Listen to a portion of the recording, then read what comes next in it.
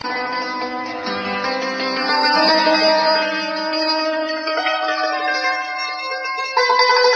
questions that the lay public were beginning to ask at the beginning of the scrolls is not things like, was Jesus married or was he a homosexual or something like that. But first of all, did he exist? Was the leader of the sect, the Essenes, was this so-called teacher of righteousness a prefiguration, as had been suggested by some scholars, one scholar in particular, of Jesus of Nazareth? How much of the Jesus of Nazareth story owed to ideas and mythologies already existent? These were the kind of questions, you see. The Dead Sea Scrolls suggest that there was a group of people in Israel just before the time of we date Jesus Christ, who represent a church which is a mirror image of the Christian church as we're told it started. In 1947, a Bedouin shepherd boy in search of a goat came across jars containing the Dead Sea Scrolls that had lain undisturbed for 2,000 years. Subsequently, more fragments were found that cast more light on a lost sect, the Essenes, that some argue laid the foundations of Christianity.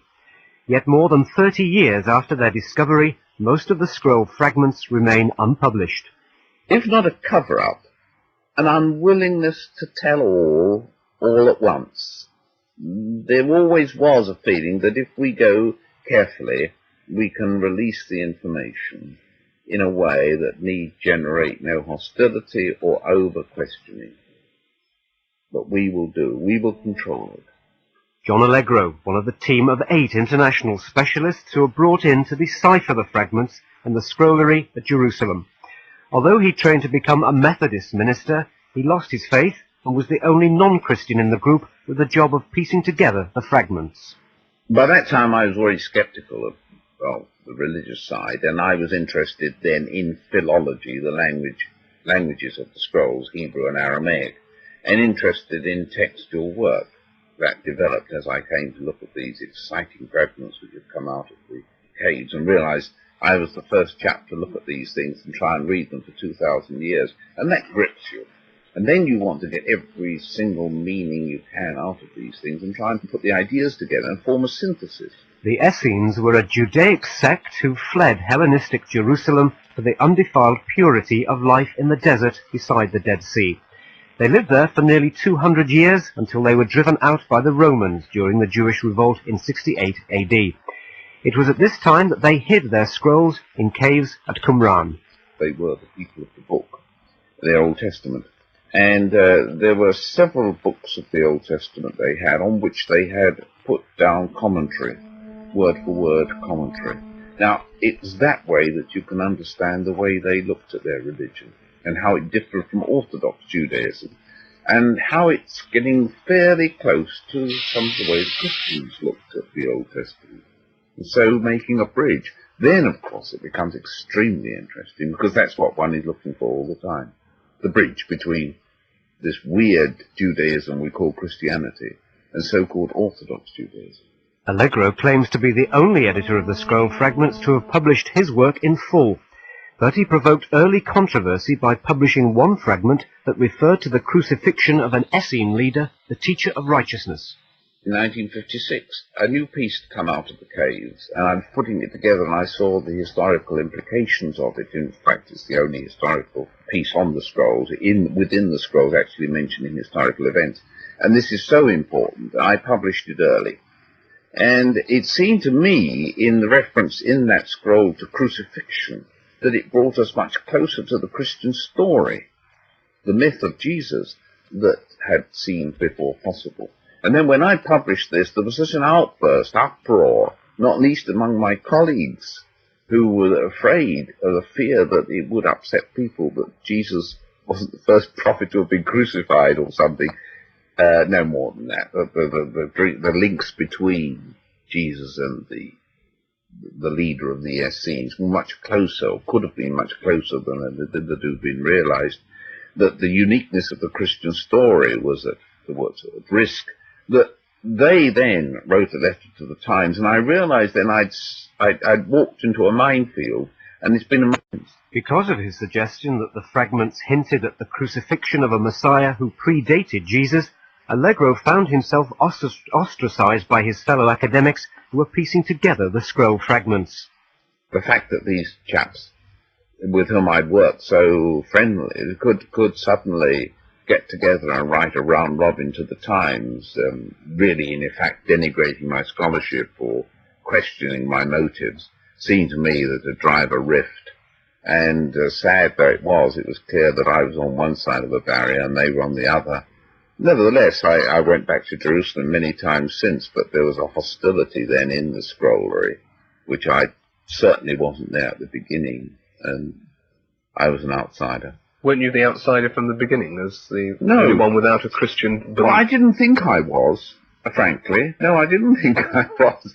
I was under the impression that we were scholars working together. Merely, and our job was really to publish these things as quickly as possible, so that the whole world of scholarship to get working on them too. Our job was merely almost mechanical, in merely giving the world what had now been discovered for the first time from these scrolls.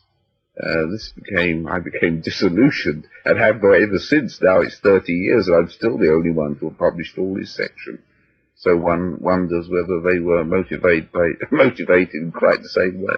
The scroll fragments found in the cave of the wounded partridge were in thousands of small pieces. They were written in Aramaic, the language of Jesus, Hebrew and Greek. They comprise an enormous jigsaw. As there are several ways of piecing them together, there's the possibility of different interpretations. There are a lot of gaps, and there's a lot of room for speculative adjustment and so on, and that's as it should be. So the first thing to do is to put the things together as best we can with infrared photographs, and so that scholars can, all other scholars throughout the world can look at these things, and if they see ways which could be done differently or could be differently interpreted, then they will be able to publish this and question our findings. The most important thing is, you see, until they're published, nobody's seen them. And that remains the situation with 80% of the 400 documents found in that cave. Edmund Wilson first raised the possibility of a Christian cover-up of the scroll's contents more than 30 years ago. When Edmund Wilson, way back in the early 50s, publicized the find of the scrolls and suggested that the church was not too happy about these discoveries, he really put the cat among the pigeons. And the lay public, bless their hearts, took this up and said, aha, something's being kept behind, we want to know more about it. And there followed then a whole spate of publications, mostly by the Orthodox, saying, don't worry, Orthodox scholars, don't worry, we know what's in them and there's nothing to upset your faith. And then there was the indications that it was also terribly, terribly complicated, and only specialists could understand the scrolls, that the public lost interest. And that's the way I think the church on the whole wanted it.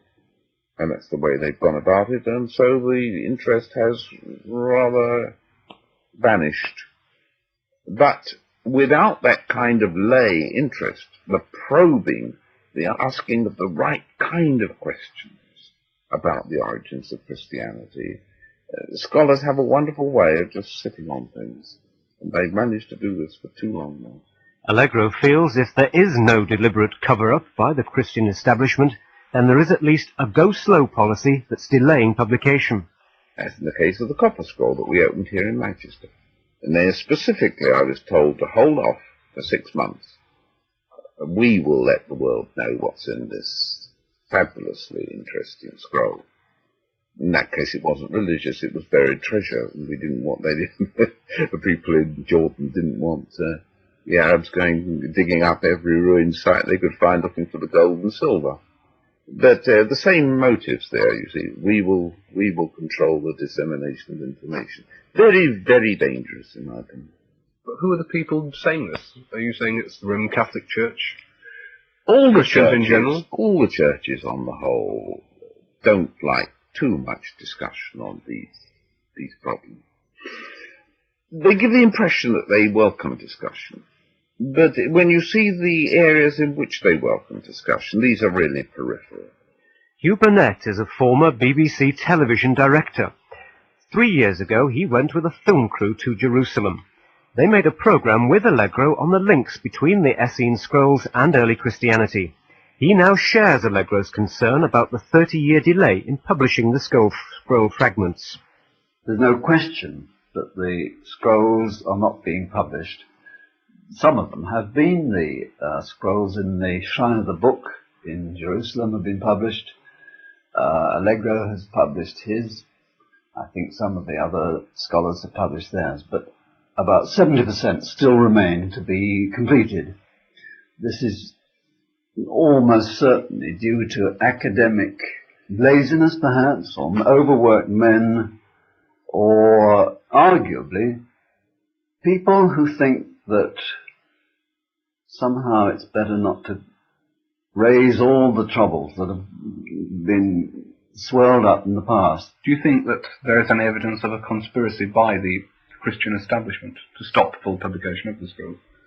I don't think there's any evidence for a cover-up of a thought-out nature of a plot, because it's too big a thing to scheme and plot. You couldn't do it. I think, though, that there are certain people who would prefer that these things aren't brought out, and when they are brought out, they're very quick to say, you needn't be afraid. I mean, the Vatican in 1950s said, we need not fear the scrolls. Extraordinary reaction, because you would have thought they'd say, well, thank heaven somebody's found some important documents in the Dead Sea. Let's get them and read them and find out what they mean and what they suggest and how we should interpret them. The picture we have at present of the contents of the Dead Sea Scrolls is only a fraction of that in the hands of the academic team charged with publishing them. It's a bit like an art historian saying that he's found a famous picture, say the Mona Lisa, and he's printed, or it's been found in pieces, put together in a corner, but 70% of it still hasn't been seen. Alegro approached the work on the scrolls as a non-Christian. The rest of the 8-strong team were committed Christians. Burnett feels this is unfortunate. The work has largely been done by dedicated Christians, and with the best will in the world, they are not going to be anxious to damage their Lord and Saviour, Jesus of Nazareth, Jesus of the Gospels. So, for me, it has a double prong, this problem. First of all, one should examine the Essenes, examine their literature, look at the way they were thinking, find out what they were, find out and shout out loud how similar they are to the Christian church as we know it, how they had a rock as a cornerstone of their church, how they believed that their Saviour, their leader, had been cruelly crucified, although that's debated, had been put to death, that his return was awaited, and that here is a natural progression predating the Gospels, showing how the Gospels came into existence, and showing how the story, perhaps, of Jesus and the 4 apostles, who probably never knew Jesus, because Luke, in the beginning of Luke, says that he's collecting together the ancient stories and putting them in order that people can understand them. And then, once you've done that, once the question mark's been raised, people will start, I hope, as I have done, to read the Bible and discover how contradictory it is by its own nature. In one gospel you've got the Holy Family fleeing to Egypt to escape Herod. In another gospel you've got the young Jesus living and growing up and going to the temple, and his mother coming and finding him and being surprised. And having read that, one says immediately, well, why is she surprised? If she's got the Son of God in her hands, why should she be surprised that he's so bright? And if you follow through these clues, I think you come to the fact that in no way can any thoughtful, reasonable person sit and look you in the eye and tell you that the Bible is the Word of God and is unchallengeable. because it's full of contradictions. And the scrolls will help to clarify the contradictions and provide some of the clues as to where the stories came from.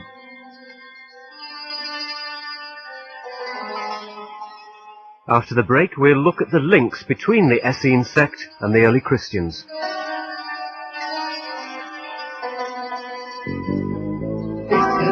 Christians. The Dead Sea Scrolls reflect these beliefs, according to John Alegro, one of the team called in to piece together the scroll fragments. The controversial areas, uncertainly, are those which prefigure Christian ideas in Essenism and pave the way for an understanding of Christianity as a developing religion on the outskirts of Judaism. Now, everybody knows that Christianity is a kind of Judaism, a very extreme, almost ridiculous form of Judaism, with the Messiah given a quite non-Jewish slant and so on and so forth. Now, to an historian, religious historian, most important thing is to know where these ideas came from and how they were fused, and at what time, in what particular area of thought and geographical area these things happened. Now, that's where the scrolls can help. They can pave the way. They can throw out clues. A lot of this we shall probably never know. Books have been lost, burned by the church, etc., in the early centuries when they were even more afraid than they are now. A lot of it is bound to be speculative. But the more first-hand information that we can get from the sands, from the caves, untouched like sugar by human hand, that is what we're looking for. Television director Hugh Burnett argues that the Essene Scrolls are vital to an understanding of the roots of Christianity. We all believe that Jesus came from Nazareth, and there's an enormous mix-up about why he should be taken down to Bethlehem on a census which really arguably doesn't exist. There's a clear pointer to that Jesus was, according to the prophets, going to be a Nazarene. Well, that did not mean a person from Nazareth. Jesus of Nazareth, Jesus is simply the Greek word for Joshua anyway. So Joshua is Jesus, and Christ is Redeemer. So in fact, the name Jesus Christ is not a real name, arguably. It's a title, like managing director, or you choose an analogy of your own. But along the road, it appears to have turned into, as did other people in biblical history, possibly the leader of the Essenes is the Jesus Joshua. So that the Jesus Christ, arguably, is a modern, convenient, and deeply rooted. And people listening to this will get irate and furious that anybody should dare say these things. Possibly a convenient relic of a misunderstanding of scriptures and documents which have been rewritten, redacted, and is in fact possibly a play, an act, a drama, which slowly got built up 2,000 years ago, when we don't even understand how people thought. At a time at least 30 or 40 or 50 years after the alleged person is said to have said things.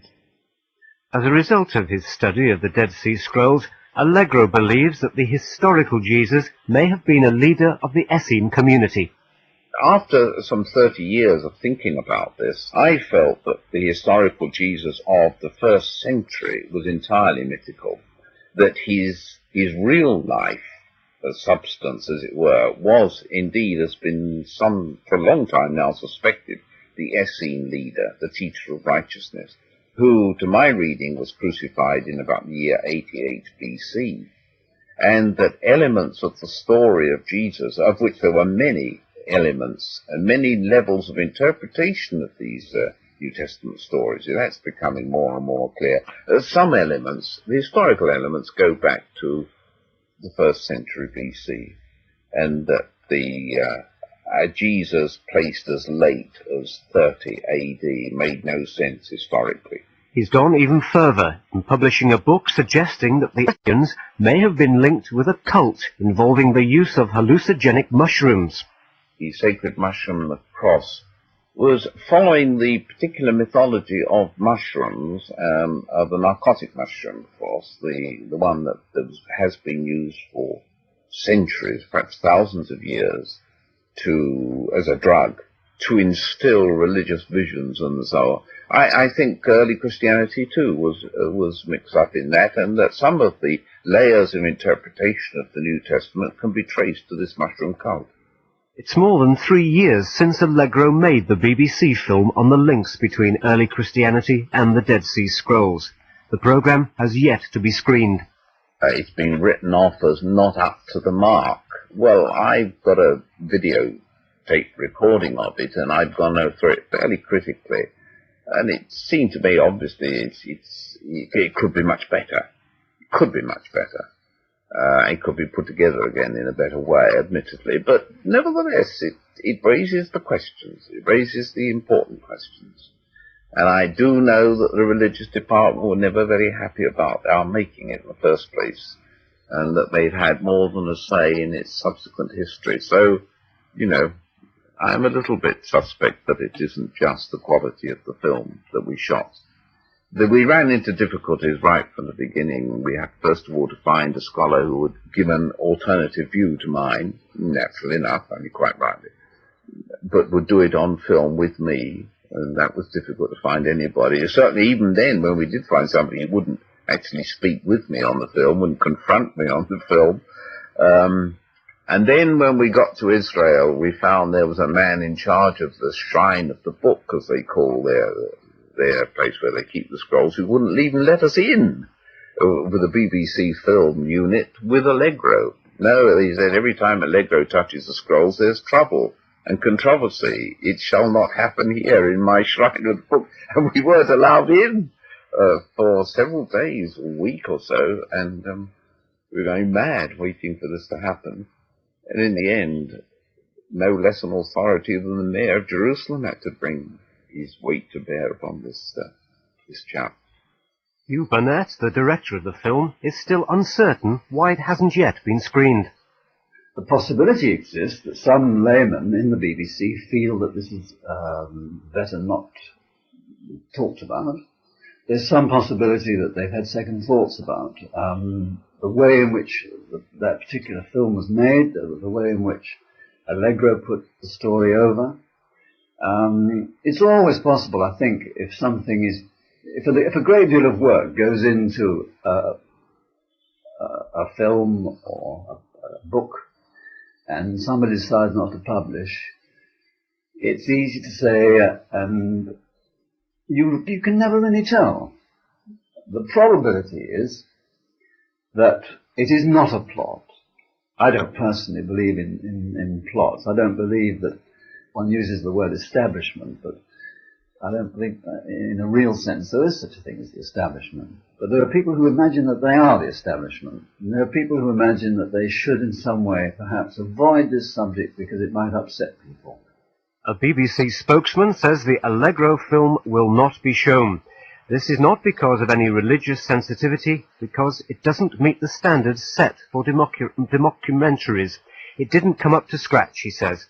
He admitted it was unusual for a large budget programme not to be screened.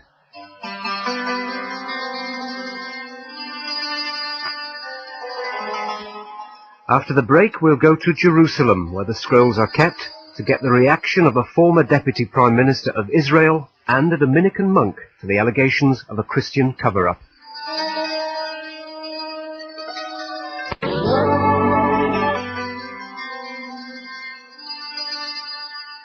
John Alegro is one of a team of 8 experts called in to put together and publish the Dead Sea Scroll fragments. More than 30 years later, he claims he's the only one to have published them in full. Former Deputy Prime Minister of Israel, General Yigael Yadin, is a world authority on the scrolls. He's also disappointed that so little has been published. It is a matter of concern. And I would like to mention that the complete scrolls, and we are talking here really mainly on fragments which are very important, by the way, but the complete scrolls, which are in our possession, were in our possession in Israel at the beginning, and I helped to acquire them, were all published by now. And the question arose that before the Six-Day War, all these thousands of fragments were in the Rockefeller Museum, and the, if you like, the Jordanian government actually formed what they called an international team of scholars from all over the world to work in the Rockefeller Museum to publish this group of fragments, and they were supposed to be published in a series by the Clarendon Press of Oxford, the Discoveries in Judean Desert of Jordan. That was the funny part of it. Obviously, they didn't take any Israeli to that. That was quite understood. But they didn't even, they barred out even Jews. No Jewish scholar from the world was taken into the group. Personally, I think at the very beginning, this was part of the reason why there was a delay. These were very distinguished scholars, each in his own field, yet some of them were not really, did not marshal enough the Hebrew language and the Jewish subject they were dealing.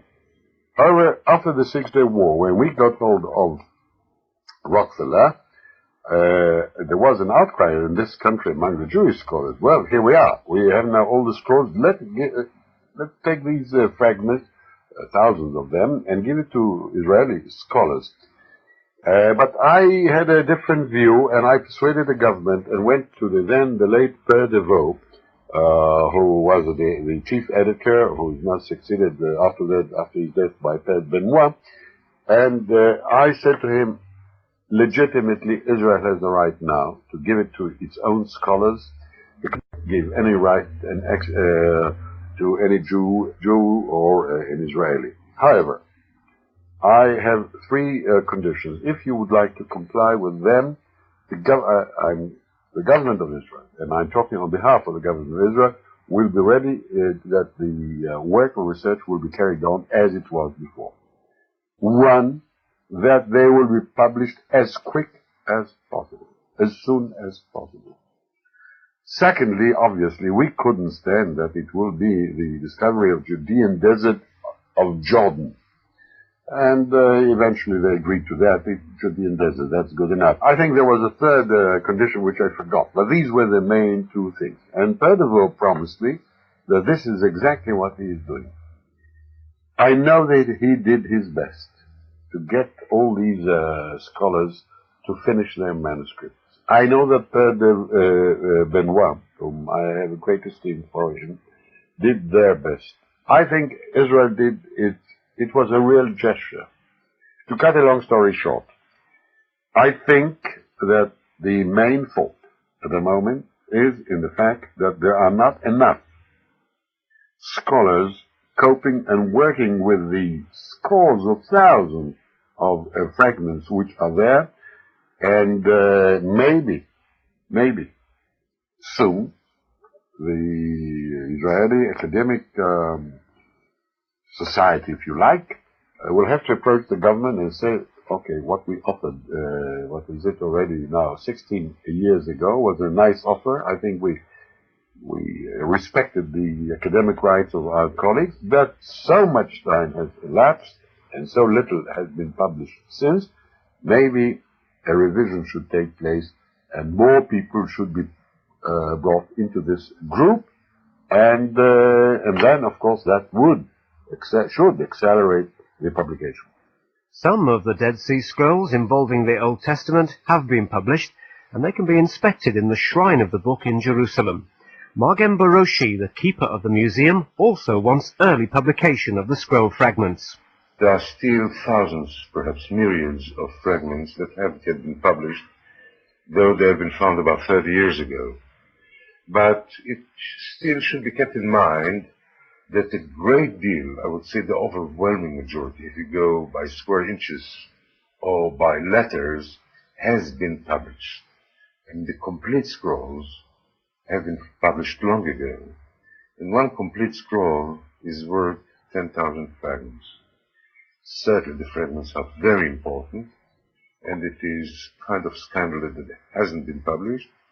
The man responsible for publishing the fragments is Père Benoit, a Dominican monk at the École Biblique in East Jerusalem.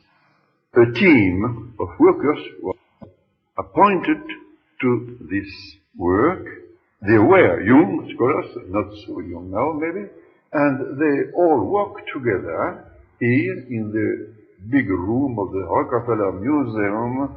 We call it the scholarly.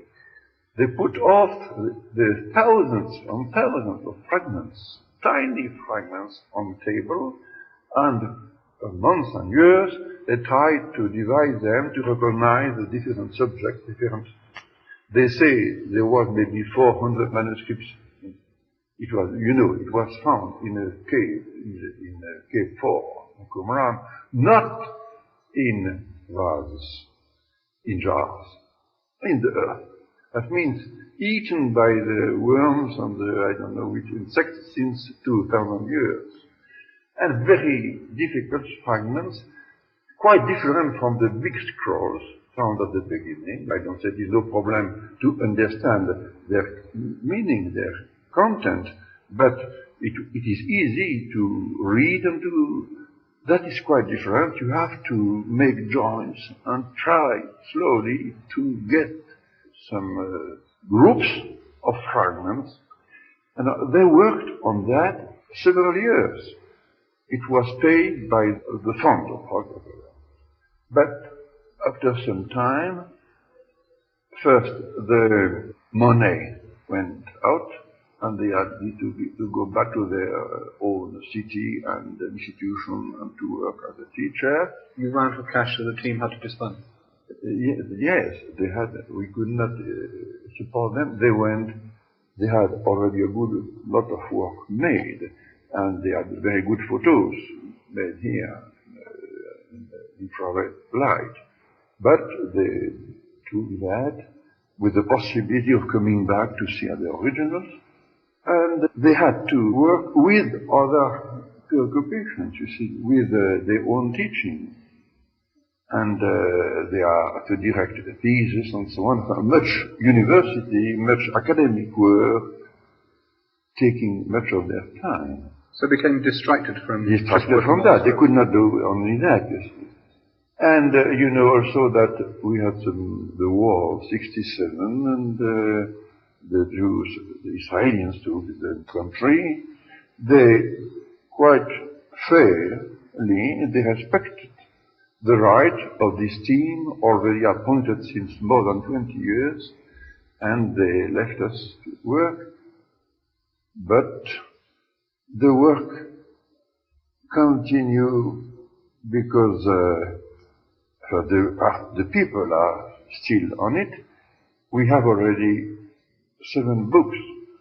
The last one appeared maybe 1 year or 2 years ago by a French. How many more to go? It's difficult to say. Maybe 6 or 8, something like that. General Yardine doesn't believe that censorship by the Christian authorities is behind the big delay in publishing the fragments. I personally do not believe in that at all. Actually, I think it's sheer lack of competent scholars to coping with this it's a vast amount of fragments, jigsaw puzzling, and I don't think there is any other motive behind it. But do you think if a Christian scholar came across, put together part of those fragments that put a big question mark against the basis of Christianity, do you think that scholar would publish it? If he is a scholar, he will. Let's put it this way. I mean, obviously, the Dead Sea Scrolls, the main importance to Judaism and Christianity is that they revealed for the first time new data, both about Judaism and about Christianity. And many scholars, either Jews or Christians, didn't like it very much, I must say. But if there are scholars, and I know most of them are, of course, they would publish that, and then they put their view, how, and as it happened in so many cases, and they would explain it away, so to say. I personally do not believe, let's put it to be blunt on that the people who work on the Dead Sea Scrolls, and I know them personally, and I have different views perhaps of the competence of each, but I know them. I don't believe that any of them, including starting from Père Benoit to the top, will just prevent the publication of any fragment because it might harm Christianity. I don't think there is, by the way, anything which harms Christianity. The keeper of the Shrine of the Book also disputes any conspiracy theory involving a cover-up by the Christian establishment. There is no suppression of material. I can say it with full conscience. And I don't think anybody in his right mind would believe in a thing like that. There's so many people involved. So many people of so many different denominations. You have Catholic, Protestant, Jews. So if there would have been a thing like that, that would have leaked out. A thing like this cannot happen. I believe, well, it is I believe. I mean, the fact is that the scrolls have been allotted to different scholars, and they take their time. They are not in a rush to publish it. This, of course, I believe, unfair, but I would say nothing criminal is in. You think that the world knows most of the contents of the scrolls already? Oh, by and large, yes. As a matter of fact, the basic facts about the scrolls have been known already in 1950. Of course, there are all the time additions, our views, our picture of that period, and the Dead Sea sect in particular is all the time being enriched by new publications, but the basic facts are already known for 30 years. And Père Benoit says that Millet, English scholar now living in France, is just one of the team of 7 scholars who... It is stupid. You have nothing against the Christian faith. We don't think it is stupid. You have nothing against the Christian faith.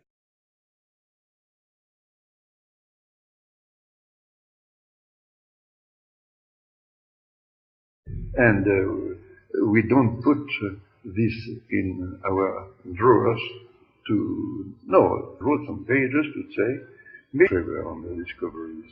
I wrote some pages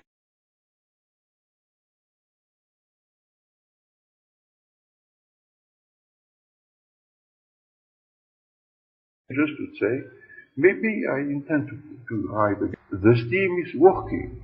Milik is that the steam is working. September. Milik is working. I saw him last September in Paris. I told him 2 years ago, please do only that because he had other projects of publication. He told me, I work only on that. I hope to have one manuscript. I am free to give you a deadline, but I feel that maybe 1-2 years you will have a manuscript. After the break, we hear more from John Alegro, who says there is a cover-up.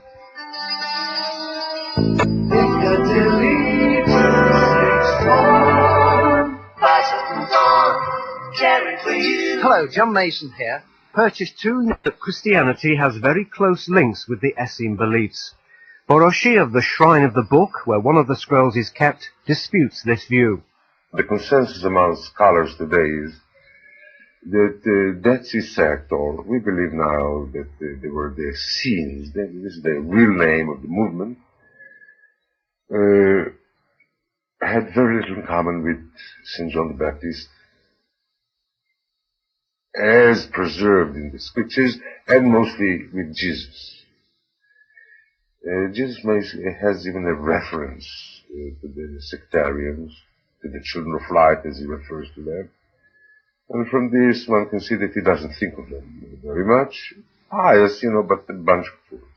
Père Benoit admits the Essene beliefs may have played a part in early Christianity. There are very interesting connections, of course. The main interest of this discovery is first to give us a new aspect of the biblical text. Rather faithful. We see our tradition rather faithful, but many, yes, variant readings, interesting. And to give us also a new face of Judaism. We knew mainly Judaism by the Talmud. It is one branch of the Judaism, the school of Hillel, mainly. And now, in this sect, we have quite another kind of Judaism, more nearer to the time of Jesus, of the Christianity. And that gives many parallels of expressions, of language, of thought. Myself, I don't think at all that Jesus was in a scene and he changed. No. He must have known them. In the Gospel we have very, very little allusion, possible allusions. Of course, there are some parallels. The voice preaching in the desert and so on. He lived in the neighborhood of this. It is true. He must have known them. But he was not himself in the sin, I don't think so. And for me, in my mind, the influence of the saintly scenes came later, in time of Paul and John, you see. In the first letter of John, in the Gospel, mainly in the first letter, you see a kind of a mode of thought, the light and the darkness and so on, that we understand much better through these new discoveries. Some scholars believe that the Essenes survived the Roman crackdown during the Jewish revolt in 68 AD, Boroshi of the Shrine of the Book. I, for one, and I believe I'm in a minority, though I believe I can substantiate it, hold that the Essenes carried out some kind of underground existence for many centuries to come. But as of the Middle Ages, they must have disappeared forever. They carried out this underground in view of suppression, persecutions, and things like that. But after the year 1000, I don't believe anyone of their camp followers was still alive. And that Piccadilly investigation into the Dead Sea